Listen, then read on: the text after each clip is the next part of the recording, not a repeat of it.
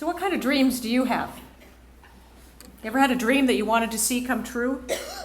Not many people can turn a dream into reality, but that's exactly what our next presenter did. Oh, he's a dreamer. He's a storyteller. He's a doer. And he's been the heartbeat of Quiet Oaks long before the doors opened. When your heart's mission aligns with your life's work, it is indeed a beautiful thing. Joe Bauer, the founder of Quiet Oaks, created a beautiful thing for this community. He and his wife Mary dreamed of Quiet Oaks exactly 10 years ago this fall. Mountains of work, hours of storytelling. Joe and Mary rallied this community and gave the community one of the greatest gifts it could ever receive, Quiet Oaks Hospice House. This is, as you've heard and as you know, a home where terminally ill residents are set free from pain and suffering. They know the journey can be taken with comfort, with compassion and respect. Where families can find joy in the midst of life's most difficult challenge. Several weeks ago, Quiet Oaks served its 450th resident. When you think about it, each resident, there's a family with that. So think about that. Thousands of people have been touched by Quiet Oaks. More and more people have come to know that love, compassion, deep care, and respect possible at the end of life because of Joe and Mary Bauer. And I am honored to invite Joe to the stage, and I ask that you join me in welcoming him.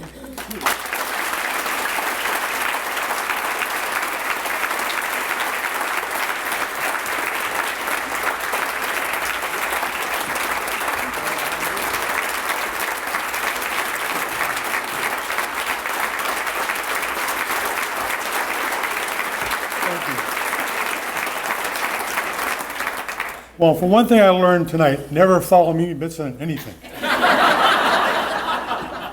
I'll never do that again. Thank you, that was great. So good evening, everybody. Tonight is all about stories. And you've heard some really good ones up to this point. There are hundreds and hundreds of stories that Mary and I could tell you about Quiet Oaks.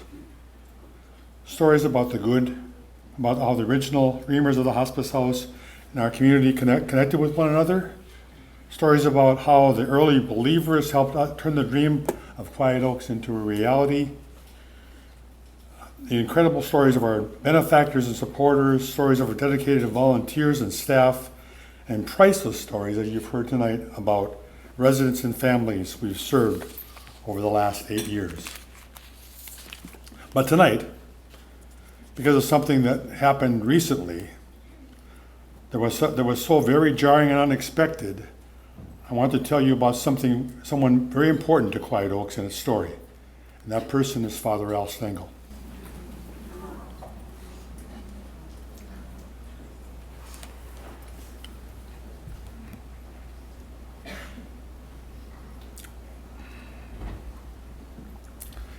Like many of you, I was shocked, numb, in a total state of disbelief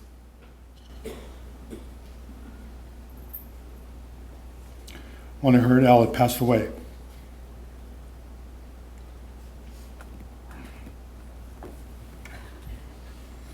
I had just seen him that past Friday at Quiet Oaks.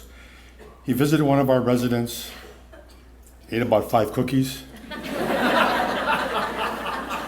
said a quick hello to me, ate 5 or 4 more cookies, had some coffee, and was out the door probably to do another funeral or a wedding somewhere, because he always went from funeral to wedding, funeral to wedding.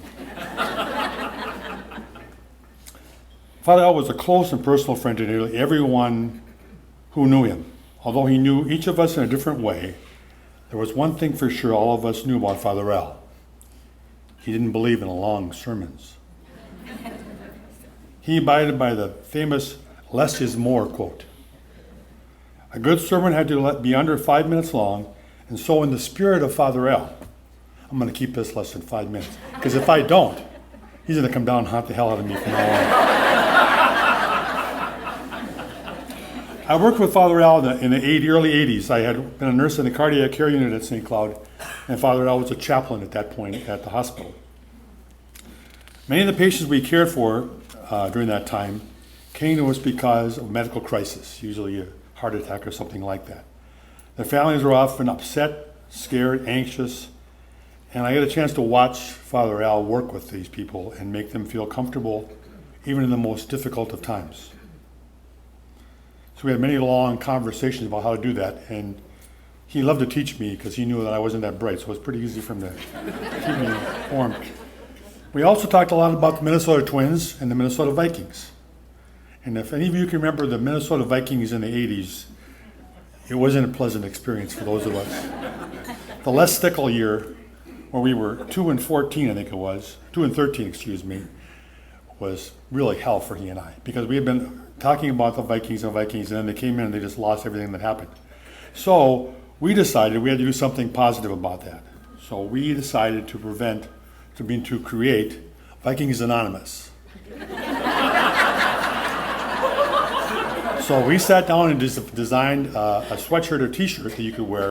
It was the Vikings logo with a big crash in the middle of it, and then Vikings Anonymous. And we just did it for fun. We ended up selling it and making money for the chaplaincy program at the hospital. He was that much fun, and it was always fun to always be together with him. He was a great guy. So we stayed connected over the years, and we followed him wherever he went. We went to the VA when he went there to be a chaplain, and always kept close to him. Mary and I were very close to him at those years. When I told him we were building Quiet Oaks, Father Al understood our mission immediately, because he was one of the founders of the St. Therese Center here in St. Cloud when it began to help those people dealing with end of life, with the problems of end of life after their grieving loved ones are gone. So he was part of that, understood what we were trying to do. So he worked along with us to create Quiet Oaks. When the house opened, he visited regularly. He stopped in to visit the residents and their families, eat about 4 or 5 cookies, and then be out the door. Sometimes he'd have coffee and we'd just talk about what was going on. He was so good at helping people in crisis, though. One time in particular, I can remember there was a family that was going through a very difficult time as their loved one was dying. I went in to try to help them, and it wasn't long that I realized that this was out of my league. This is somebody who was much more deep than needed something that I could handle. So I remember thinking to myself while I'm in the room, God, where's Al now when I need him?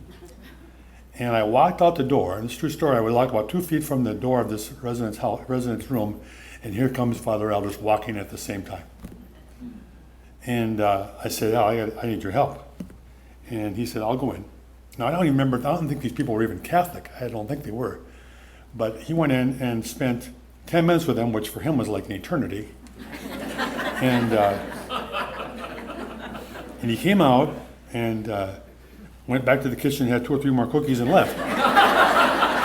And I went into the room after he was gone, and this family was they were totally comfortable with what was happening, and they seemed to work out their issues and were ready to go forward. And only Al could do that. Now, a lot of you probably don't remember also that Father Al, who did, like I said, I don't know how many funerals he did a week, probably 5 or 6 a week, he donated most of his stipends that he got as doing the service to Quiet Oaks. So besides all the wonderful things he did for us internally, he was also helping us financially at every venue. It's especially appropriate that we're talking about him tonight, though. Father Al always sponsored a table at On Reflection since we opened. He always brought guests. In fact, there are some guests right here for you. Those of you who are friends of Father Al, would you just stand for a second?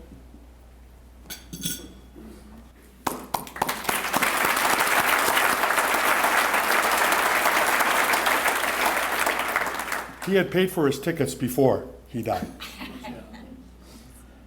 And so how do you honor a guy like Father Al? I'm not sure.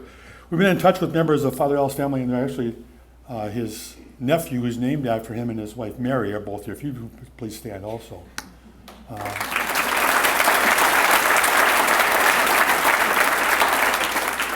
Al's family has given us a blessing to start a Father Al Memorial Fund at Quiet Oaks. Proceeds from that fund will be used to provide care and comfort to the residents that are at Quiet Oaks and their families.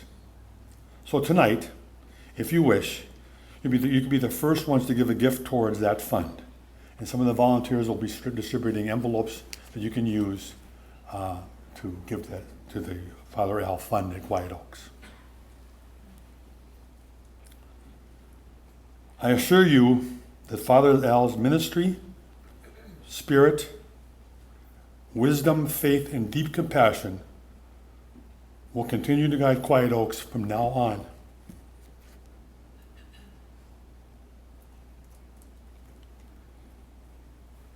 His memory and love will live on in the care we provide to the residents and families every day. Thank you.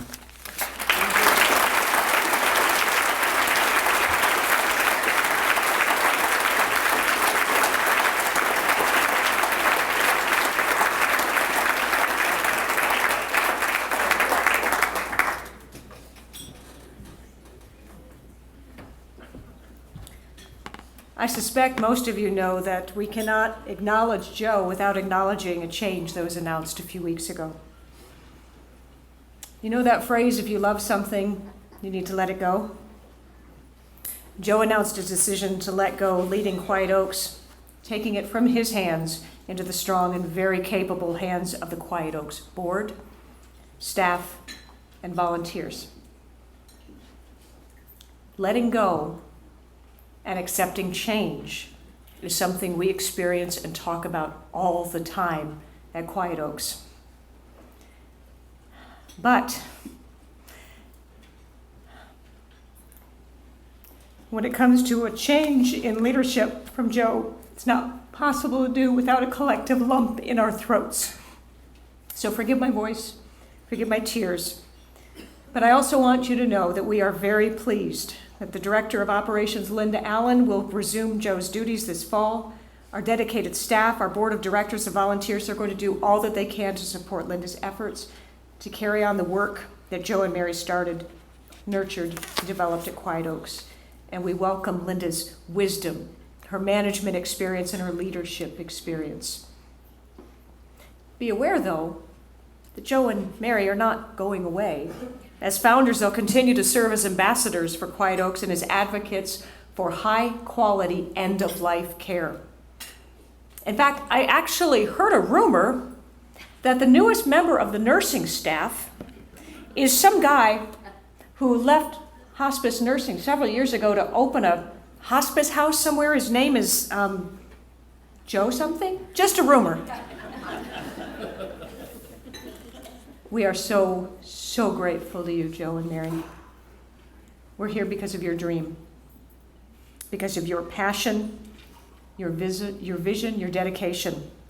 And that will continue to be the driving force behind Quiet Oaks, behind all the work that is done and the people that are served.